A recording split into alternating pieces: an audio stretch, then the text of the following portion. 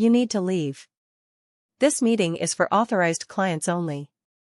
The sentence landed in the polished executive conference room with the weight of a final decision, and every conversation stopped at once. Dozens of eyes turned toward the tall black man standing quietly near the entrance, dressed in a charcoal jacket, dark jeans, and well-worn brown shoes that looked more practical than expensive. Marcus Ellington didn't react. He didn't argue, didn't sigh, didn't even blink. He simply looked at the branch director who had spoken those words with complete certainty, as though removing him from the room was nothing more than another item on the morning agenda. The conference room overlooked downtown Chicago through floor-to-ceiling windows where the skyline reflected the bright spring sun, but inside the atmosphere shifted in an instant. The long walnut table was surrounded by executives, investors, and private banking clients invited to discuss a new wealth management initiative worth hundreds of millions of dollars. Every chair was occupied except one near the center of the room. Marcus glanced at it briefly before returning his attention to the director. "I believe I have a meeting here," he said in a calm, measured voice. His words were quiet enough that several people leaned forward to hear them. Richard Holloway, the regional branch director, folded his arms and forced a polite smile that never reached his eyes. "Sir, I checked the guest list personally. Your name isn't supposed to be in this room." A few attendees exchanged uncertain glances while others looked Marcus up and down, silently deciding he must have wandered into the wrong meeting. One man adjusted his tailored navy suit and whispered to the executive beside him, "Security usually catches this before people get upstairs." A woman near the end of the table looked away awkwardly, pretending to study the printed agenda rather than the growing tension unfolding a few feet away. Marcus remained perfectly still.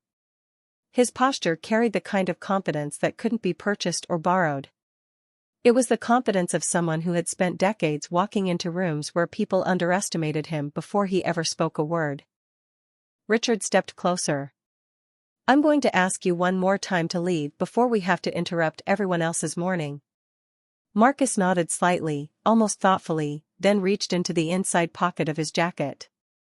Several people instinctively stiffened, expecting him to pull out an invitation or identification card. Instead, he removed a simple leather notebook and calmly checked the time. 9 o'clock sharp. Exactly as scheduled. He closed the notebook and slipped it back into his pocket. "No," he answered quietly. "I'm exactly where I'm supposed to be." The confidence in those 7 words unsettled more people than anger ever could. The room fell silent again. Richard's expression hardened. Across the table, a young associate named Emily Carter looked from Marcus to the attendance list displayed on her tablet. Something about his face felt strangely familiar, though she couldn't explain why. Before she could speak, Richard motioned toward the conference room door. "Someone call security. We have an unauthorized individual disrupting a private banking meeting." The request echoed through the room, but Marcus never moved.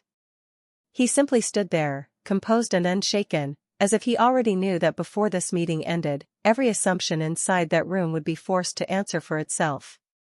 Marcus Ellington remained exactly where he was, his hands relaxed at his sides while the room waited for him to surrender to the pressure that had suddenly surrounded him. Most people would have tried to explain themselves.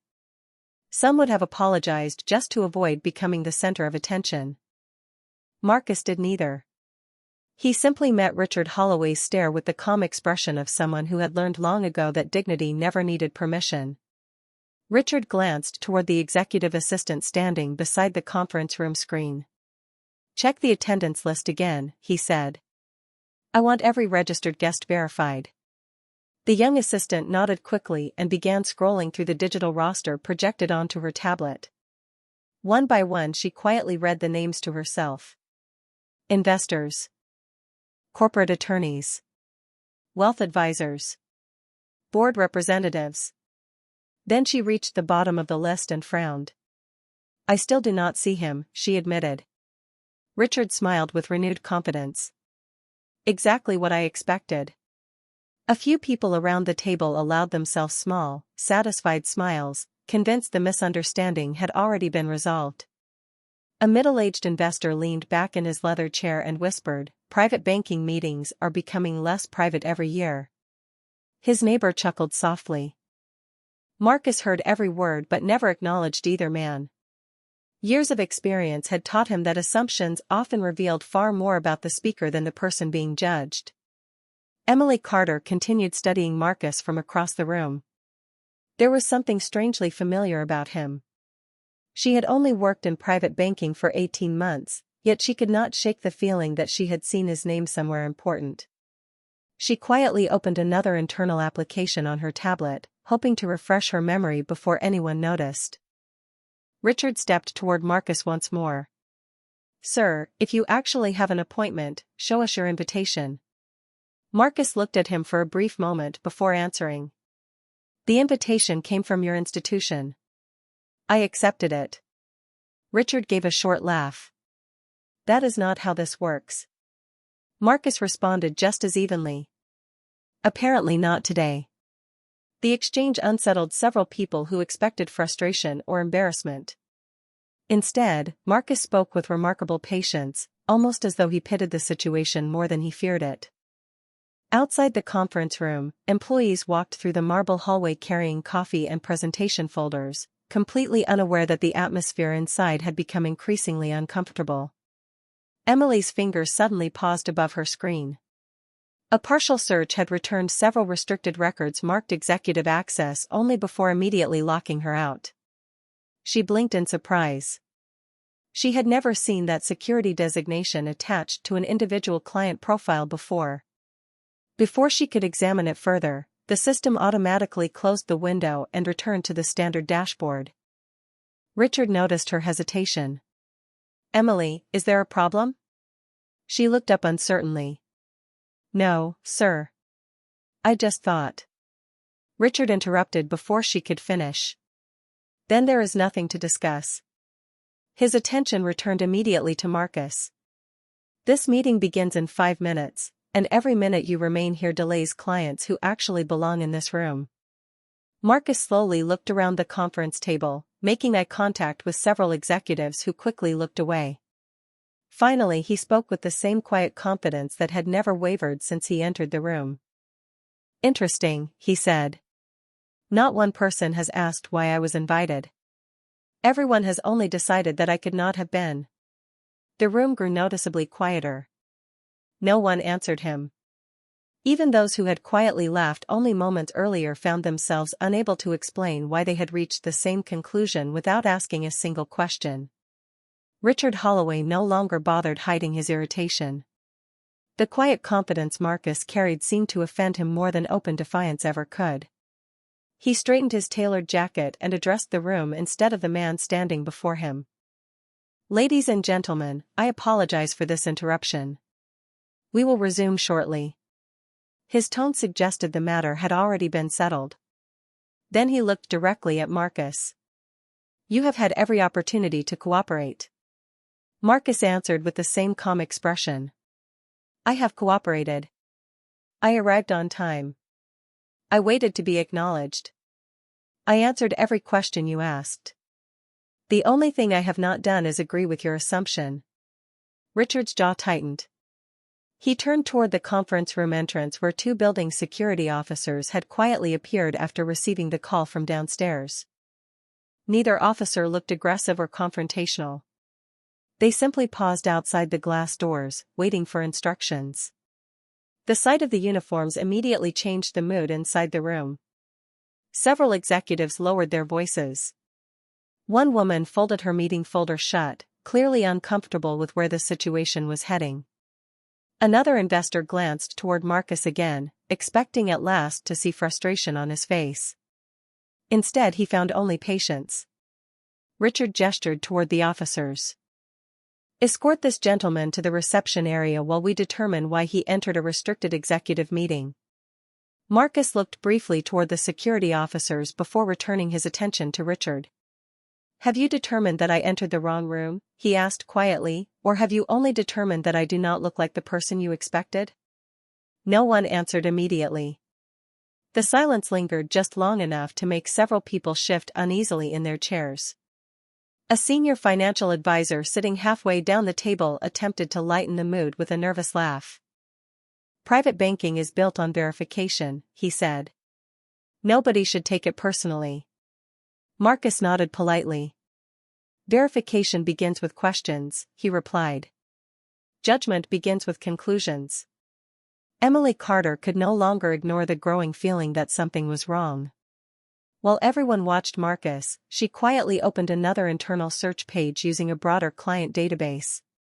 She typed only his last name. Ellington.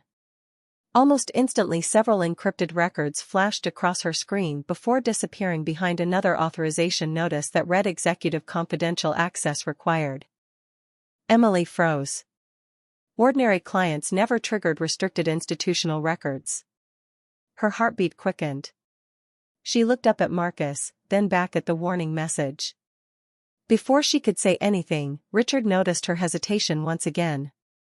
Emily. His voice carried enough authority to stop her.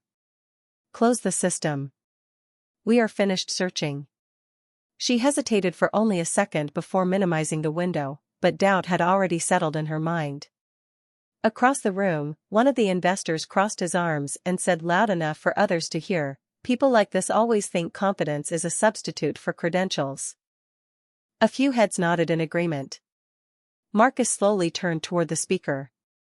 His voice remained steady. Confidence never replaces credentials. It simply survives long enough for the truth to catch up. The words settled over the conference table like a challenge no one had expected. Even the two security officers remained where they stood instead of entering the room. Something about Marcus made the situation feel incomplete, as though everyone except him was acting without all the facts. Richard sensed the hesitation spreading through the room and decided to force the issue. Enough, he said firmly. Either you leave voluntarily, or this meeting continues without you. Marcus glanced once at the empty chair waiting at the center of the table, then looked back at Richard with the faintest hint of disappointment. It is remarkable, he said softly. You have spent the last 10 minutes protecting access to a meeting, yet not one person has protected the integrity of the process that decides who belongs inside it.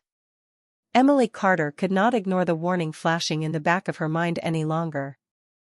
While the room remained focused on Marcus Ellington, she quietly reopened the internal banking system beneath the conference agenda displayed on her tablet.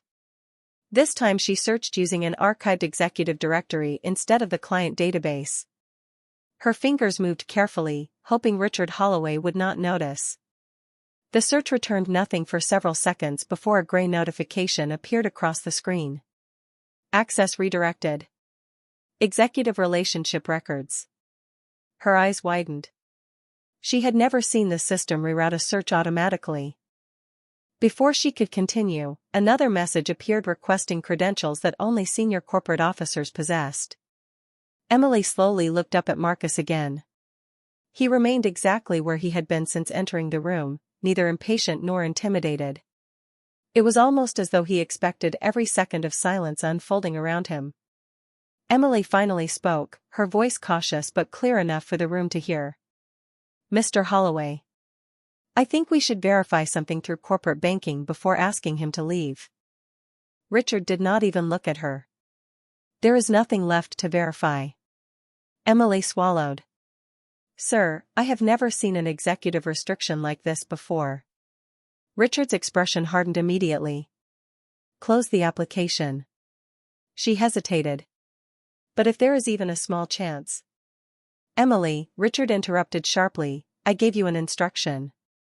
The room became uncomfortably still. Several executives exchanged uncertain glances. A silver-haired investor seated near the center of the table slowly removed his reading glasses and studied Marcus with new curiosity. Young lady, he asked Emily, what exactly did you see? She chose her words carefully. Not much. That is what concerns me. The system would not allow me to view the record because it belongs to an executive authorization level that I cannot access. A quiet murmur spread around the table. One attorney leaned toward another and whispered, executive authorization for a client? His colleague quietly answered, I have only heard of that with institutional relationships. Richard quickly stepped between Emily and the rest of the room. Speculation helps no one. The meeting will proceed once this distraction is removed. Marcus watched the exchange without interrupting. His calm expression never changed, but his eyes briefly met Emily's. She saw no anger there. Only patience. It gave her the confidence to speak once more. "Sir," she said to Richard, "what if we are making a mistake?" Richard exhaled heavily as though exhausted by the question. "Emily, experience teaches you to recognize who belongs in rooms like this," Marcus answered before she could respond. "Experience should teach us to verify before we judge." Another silence settled over the conference room. This one felt different. It was no longer built entirely on certainty. Doubt had entered the room and refused to leave. The silver-haired investor slowly folded his hands on the conference table.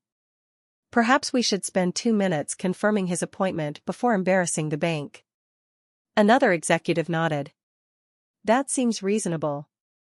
Richard forced a smile that looked increasingly strained. "Ladies and gentlemen, our procedures exist for a reason." Marcus spoke quietly. "So does fairness." Emily looked once more at the restricted notification still glowing on her tablet before the screen automatically timed out. She realized the system itself had never said Marcus did not belong there. Only the people in the room had. For the first time since the meeting began, several attendees stopped looking at Marcus as though he were the problem. Instead, they began looking at Richard Holloway, wondering whether the confidence he had displayed from the beginning had been built on facts or simply on assumptions. Richard Holloway glanced toward the 2 security officers waiting outside the conference room doors and gave a subtle nod that carried the full weight of his authority. Neither officer rushed forward. They simply stepped inside with measured professionalism, uncertain why a quiet guest had become the center of such an unusually tense morning. One of them spoke politely. "Sir, we have been asked to escort you to the reception area while this meeting continues." Marcus Ellington looked at both men with respect before answering. "Have either of you been told why I was invited here?" The officers exchanged a brief glance. Neither answered because neither had been given an explanation. Richard folded his arms once again. "You are delaying an important executive meeting." Marcus replied calmly, "No. Assumptions are delaying it." The words settled over the room with uncomfortable precision. Emily Carter lowered her eyes to the conference table. She could no longer convince herself this was simply a misunderstanding. Every opportunity to verify the facts had been dismissed before the facts could even be examined.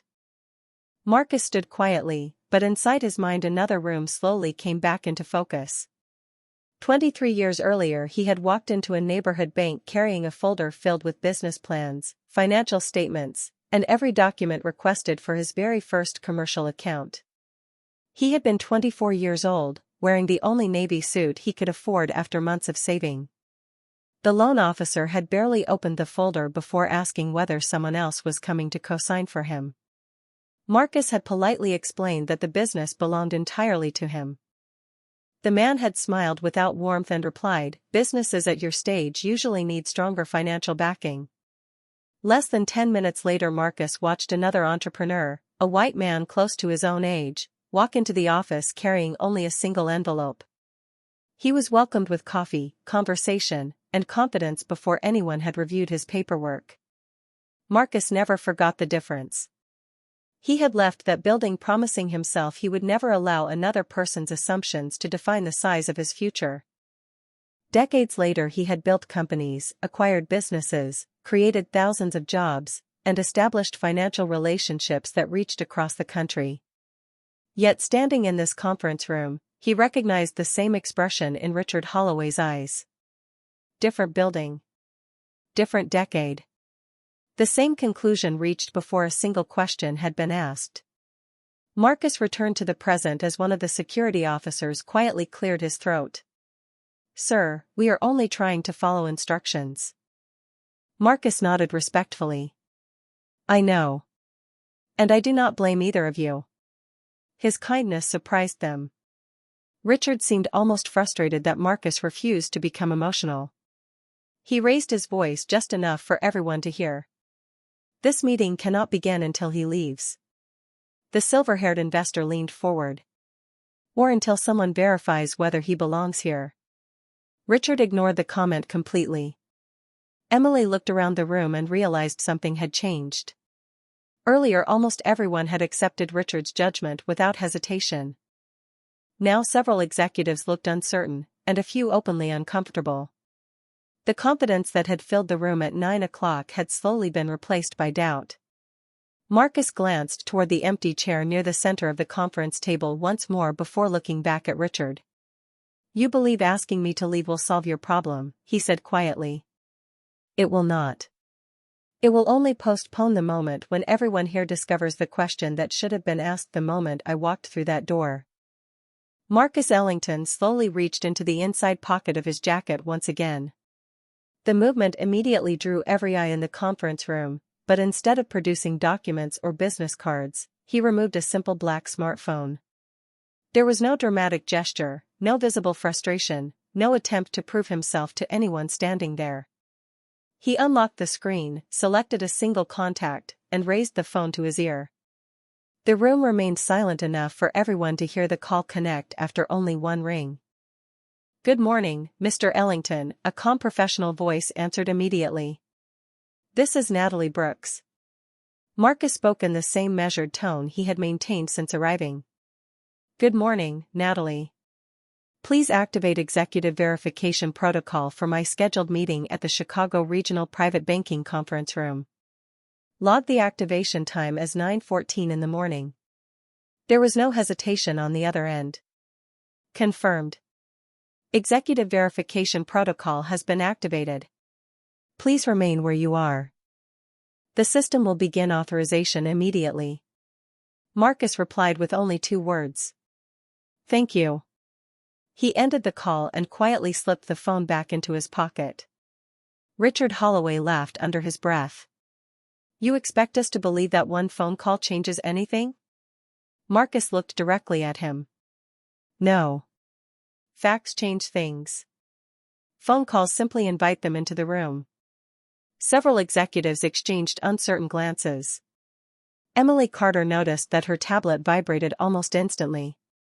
A small notification appeared across the screen before disappearing so quickly she almost questioned whether she had imagined it. "System synchronization in progress." She refreshed the page.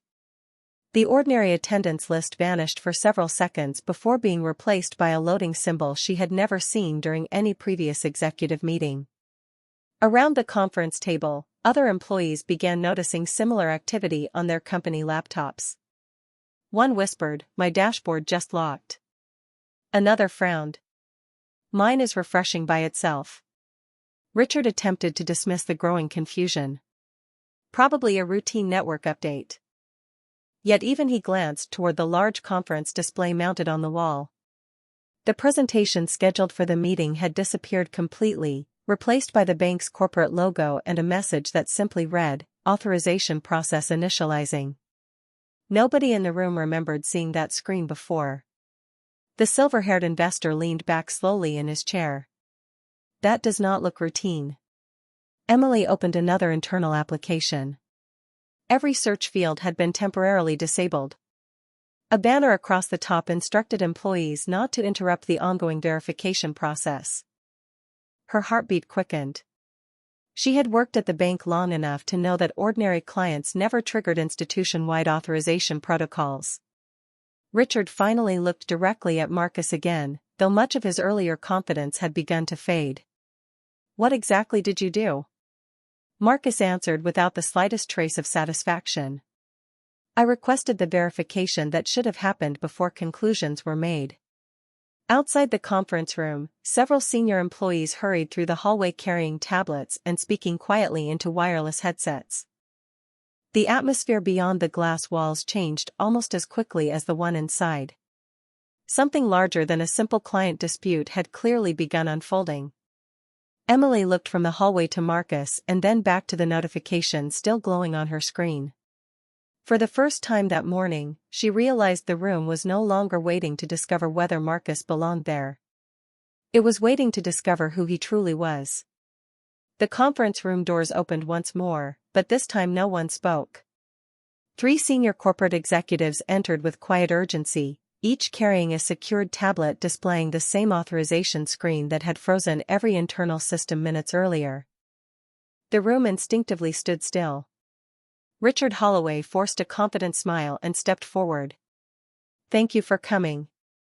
We have an unauthorized individual disrupting our executive meeting." The woman leading the group barely acknowledged him. Her eyes moved immediately to Marcus Ellington. "Good morning, Mr. Ellington," she said with unmistakable respect. "Thank you for waiting while executive verification completed." Every head in the room turned toward Marcus. Richard blinked in confusion. "You know him?" The executive looked at him with visible surprise. "Know him?" she repeated quietly. "Mr. Ellington is one of this institution's most significant strategic clients." A silence settled over the conference room unlike any before. Emily Carter felt her pulse race as every restricted screen she had unsuccessfully attempted to access suddenly unlocked at once. Across the large conference display, the corporate logo disappeared. A new profile filled the screen. Marcus Ellington. Executive Strategic Relationship. Founder and Chief Executive Officer of Ellington Capital Group. Institutional Banking Partner. Multi-billion-dollar portfolio management. The figures that followed caused several executives to stare without speaking. The relationship value attached to Marcus's accounts exceeded anything most people in the room had ever personally managed during their entire careers. One investor quietly removed his glasses and leaned closer to the display as though believing he had misread the numbers. Another executive whispered almost involuntarily, "That cannot be right." The senior corporate officer answered without taking her eyes off the screen. "It is correct. The records have been independently verified." Richard Holloway looked from Marcus to the display and back again. His expression slowly lost every trace of certainty. "There must be some mistake," he said quietly. "I checked the attendance list myself." The executive nodded. "You checked the regional guest list." Mr. Ellington was registered through Executive Relationship Services. Those invitations do not appear on local schedules because they are managed directly through corporate banking. Emily lowered her tablet into her lap. Suddenly every restricted warning she had encountered throughout the morning made perfect sense. They had never been errors. The system had simply protected information beyond her authorization level. Marcus remained exactly as he had been since entering the room. Calm. Composed. Unmoved by the dramatic shift surrounding him. He looked at Richard with neither satisfaction nor resentment. Only quiet disappointment. Finally he spoke. "You never asked whether I belonged here." His voice remained steady enough that every word carried effortlessly across the room. "You decided I could not." No one interrupted him. No one laughed. No one whispered. Even the 2 security officers standing near the doorway remained perfectly still. Marcus glanced once toward the empty chair that had been waiting for him since 9 o'clock before looking back at the conference table.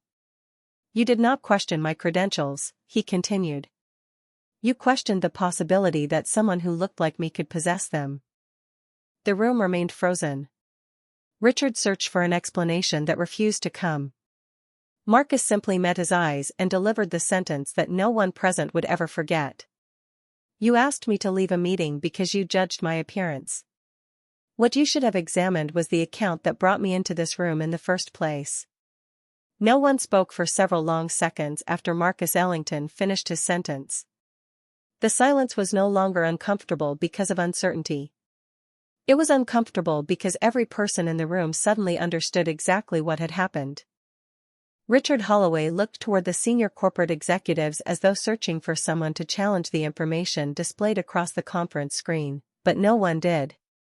Every profile, every authorization code, every institutional record confirmed the same truth. Marcus had been invited to the meeting from the very beginning. The woman leading the corporate delegation turned calmly toward Richard. "Please hand me your company identification badge." Richard blinked. Excuse me? Her voice remained professional. Your executive privileges are being temporarily suspended pending a formal review of this morning's events. Effective immediately, another regional director will assume responsibility for this meeting. Richard instinctively reached for the badge clipped to his jacket, hesitating for only a moment before removing it. The instant it was placed in her hand, his company tablet emitted a soft tone. The screen faded to gray before displaying a single message. Administrative access disabled.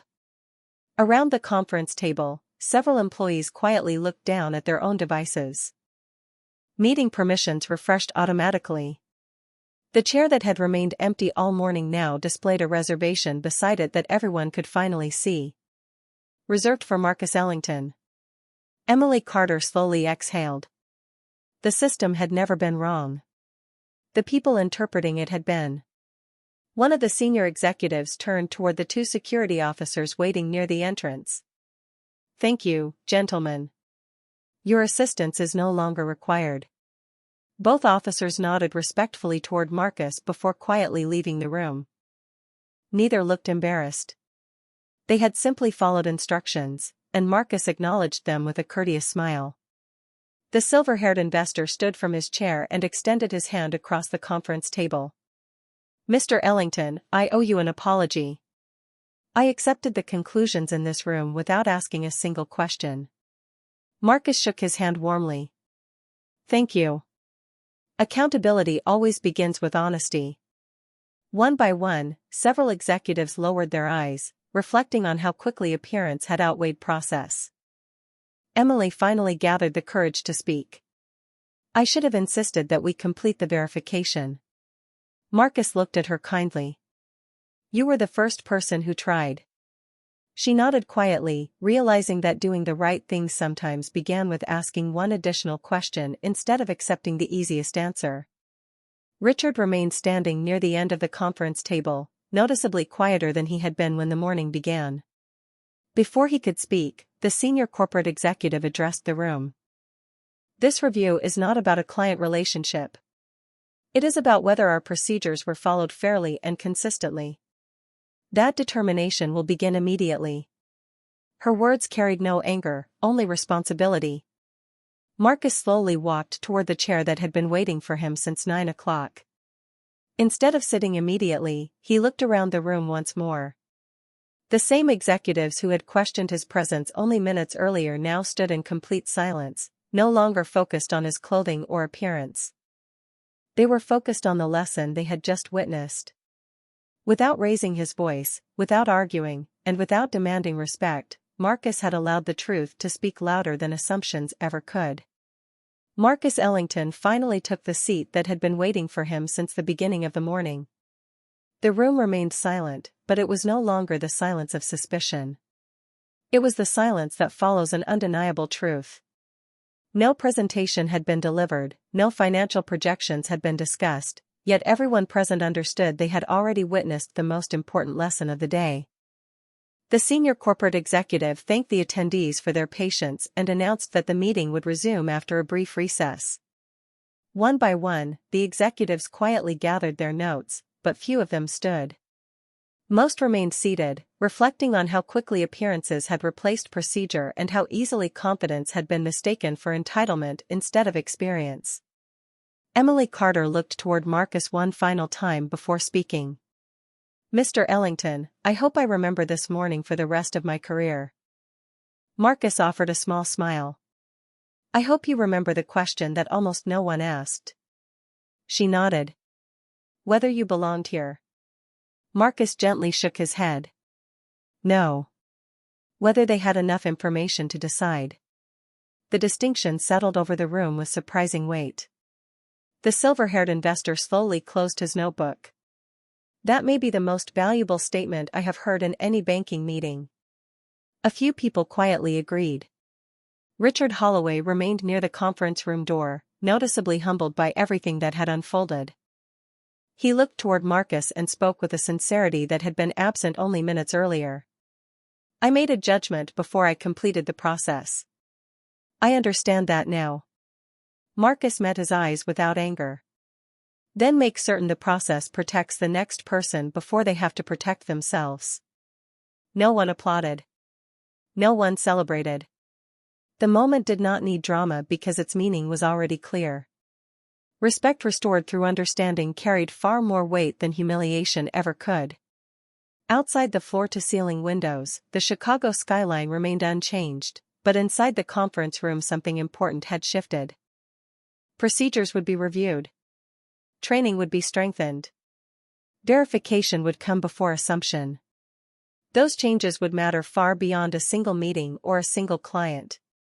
Marcus gathered his notebook, thanked the corporate executives for their professionalism, and prepared to leave. Before reaching the door, he paused for just a moment and looked back at the conference table where every face was now focused on him for a very different reason than when he had first arrived. His voice remained calm, steady, and unmistakably clear. Your reputation is built by every decision you make when you believe no one important is watching. The measure of integrity is not how you welcome the powerful. It is how you treat the person whose story you have not taken the time to learn. With that, Marcus walked out of the conference room at the same unhurried pace with which he had entered. He did not raise his voice. He did not demand recognition. He simply allowed truth to accomplish what assumptions never could. Long after the meeting resumed, the empty chair he left behind seemed to remind everyone that character is never revealed by the clothes a person wears or the expectations others place upon them. It is revealed by the choices people make when they are given the opportunity to judge or the opportunity to understand. On that morning, one quiet man did not merely change the outcome of a meeting. He quietly raised the standard by which every person in that room would measure fairness from that day forward.